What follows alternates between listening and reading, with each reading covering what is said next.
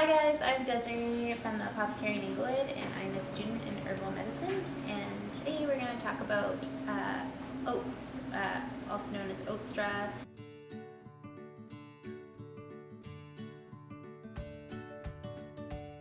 Oatstraw is used for people who kind of burn the candle at both ends, so they have that mental exhaustion, physical exhaustion.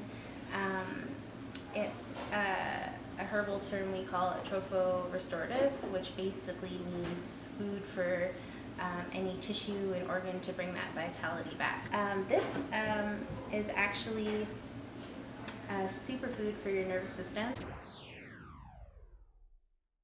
Might be a good idea to have during this time.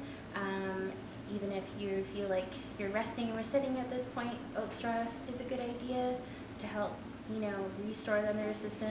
And if you feel like you're taking on a lot more responsibilities, Oatstraw can kind of bring that balance back, bring that emotional foundation back. It's a demulcent too, so it's good for GI upset.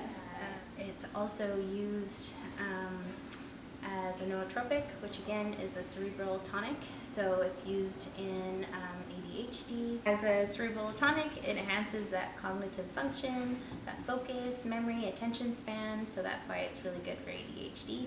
So if you do feel like you have more responsibilities and a big to-do list and you can't really focus on that, Oatstraw might help you with those things.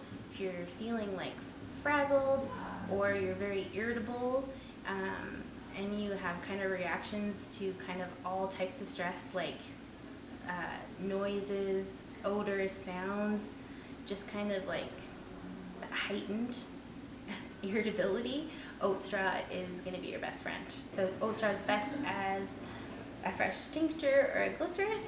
You can also use it as a simple in a tea.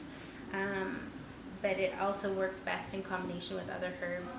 For example, when we're talking about a cerebral tonic for ADHD, skullcap, lemon balm or gotu kola, that's for adult ADHD. So that's just an example. Always good to do your research, and if you need more information, we can also send you more resources as well.